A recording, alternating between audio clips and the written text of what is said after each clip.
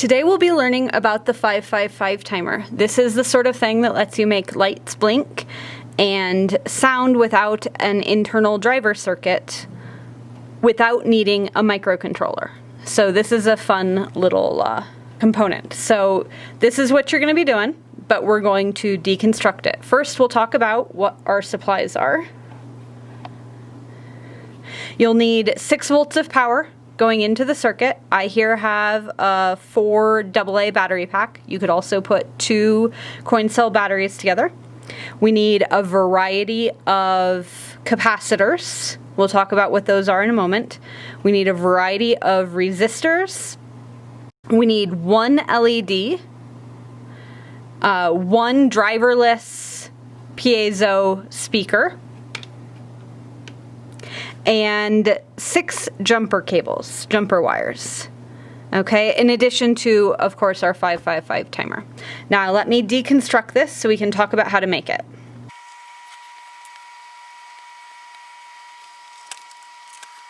Okay, so I have my 555 timer in the middle of the board. That's so that each of these 8 inputs right here are on their own individual columns because they take different inputs and you don't want to put them just in the middle of the board. In addition to that, you'll notice that the 555 timer has, it's not showing up really well. If you look at yours, you'll find that it has a half moon curve at one point. And that's what you're going to want to have pointed up towards the front. The counting of these pins, there's 8 pins, and it starts up top with this half moon curve. To the left of them, if we're oriented with that actually at the top, it goes 1, 2, 3, 4, 5, 6, 7, 8. And you'll want to keep that in mind when you look at any pinout diagrams for it, because the pinout diagrams do not have the pins in order. So there you go. Now, this timer does a lot of things. Today we're going to talk about its bistable operation. That means it's stable going between 2 phases, on and off. And basically what happens with that bistable operation is that there are 2 inputs on here that affect the way the operation goes. One of them turns a switch on when it gets over a certain voltage. The other turns a switch off when it gets under that voltage. And I am very vastly oversimplifying. I'll give you some links to learn more about it. But the way we manage that is with a capacitor. So a capacitor is one of these guys. And what they do is they hold a charge. They don't hold it long like a battery does. They don't keep the charge, but they fill up with a charge, and then as soon as they stop being charged, they start discharging. And so basically we rely on the power of this and the fact that we're flipping a switch inside of that bistable state in order to fill it when it gets full, it flips the switch back the other way and it starts discharging. And when it gets empty, or when it gets 2/3 empty, it flips the switch back in the opposite direction. And each time it flips that switch, we're also turning our LED on and off. So that's what a capacitor does, and that's how it's super useful in this 555 timer. Okay, so now, again, I have my 555 timer centered in my board. Just because it would be useful for me to read out pinouts, I'm going to say I have it on the 14, 15, 16, and 17 columns with the half moon on the 17th column. Now, we have a jumper going from ground to 17 on the top, from ground to 11 on the top, and we have what's right now an extraneous one, but we'll use for the speaker, a jumper going from ground to 9 on the top. And then on the bottom, we have a jumper going from positive to 17.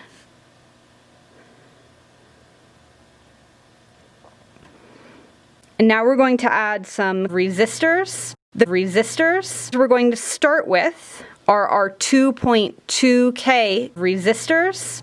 They're the ones with 3 red bands and a gold band. And we're going to put one of them up close to the 555 timer, going from 17 to 16, or from pin 8 to pin 7 on it. And we're going to add another one going from 16 to 15, or pin 7 to pin 6 on the timer itself. Okay. And then we're going to add one of our jumper cables going from pin 2 on the top, or row 16 on the top, or sorry, column 16 on the top, to pin 6 on the bottom, which is column 15 on the bottom. And this is what allows the timer to feed back into itself. We are going to add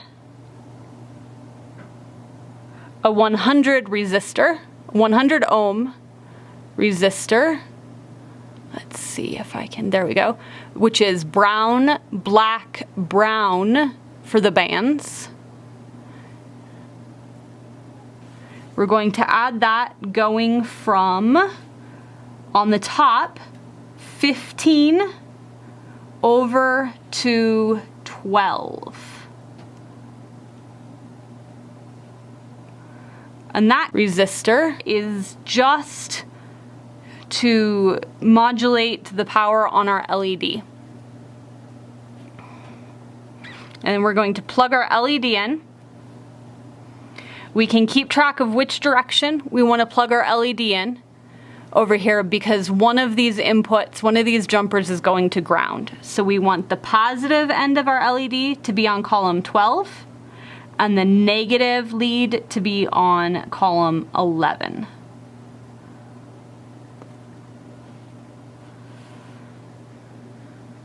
Okay, now it's not doing anything yet for 2 reasons. 1, we haven't applied power, and 2, we don't have a complete circuit yet because we haven't added our capacitor. Okay, so I am adding a 220 microfarad capacitor. And I'm adding it so that it is on the ground line, the ground bus, and its positive lead is on 15.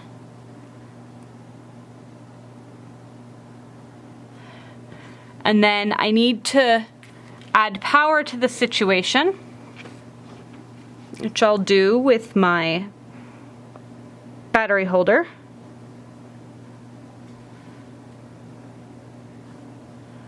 But still not going to do anything because I have powered this row up here, but I haven't powered this row down here. And the way I'm going to power the row on the bottom is with a pair of jumpers, bringing that top row and connecting it to the bottom row.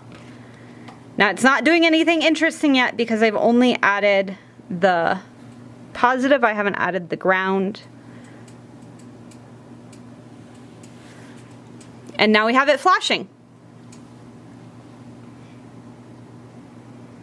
Now here is where your different sized capacitors and your different sized resistors come in. I'm not going to do a lot with this because I want you to play. But if you, basically we talked about the resistor acts, the capacitor acts so that when it fills up, it flips the switch and when it empties, it flips the switch. So a smaller capacitor, I'm going to pull this guy out. This is a 33 microfarad capacitor. Remember, the positive goes in 15 and the negative goes in the ground. So a smaller capacitor will make the light flash faster. You can't really see that on the camera because it's persisting so much, but you can see it in real life.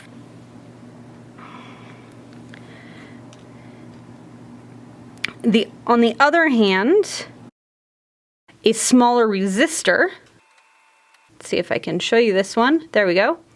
This one is a 470. It's got a yellow, purple, and brown band. A smaller resistor going into one of these two resistors. Oh, I didn't put my capacitor back in.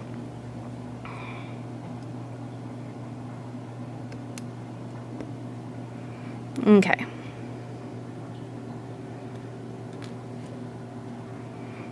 I'm putting this on columns 17 and 16.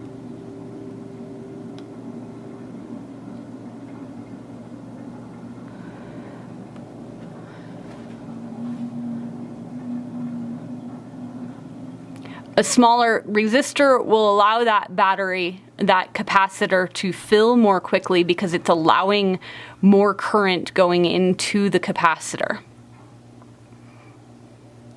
Now, if I swap these two resistors, we should see a different pattern, although I sometimes have a hard time seeing it, and I challenge you guys. Oh, I see what happened. I put in the really big resistor. Let's put this one back in. I mean, really big capacitor. There we go.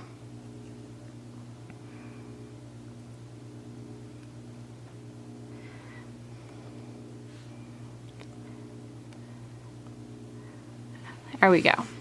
Okay, this first resistor determines how long the light stays lit, and the two resistors added together determine how long the light stays off.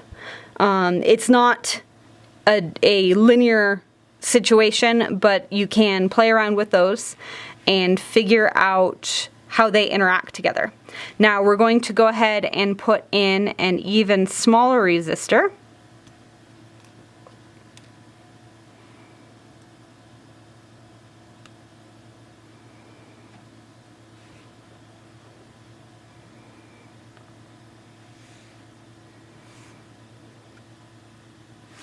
And it looks like we just broke our system. Normally, it stays on when I do that. Let me do a slightly different one. I'm putting a 220 ohm resistor in here.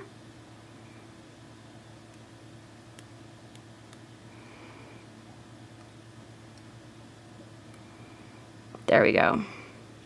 It's going even faster. Oops. If I can get that resistor in all the way. And if I put in an even smaller capacitor, we should have a cycle that is exceptionally fast.